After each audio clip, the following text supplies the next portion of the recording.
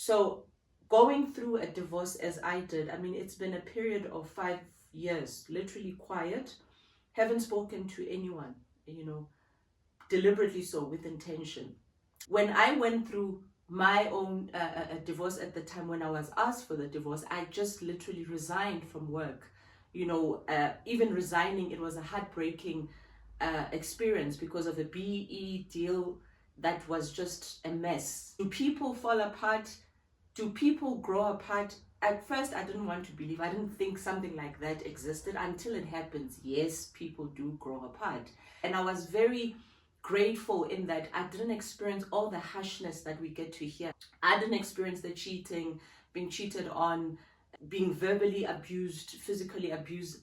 I had none of those, and I thank God for that.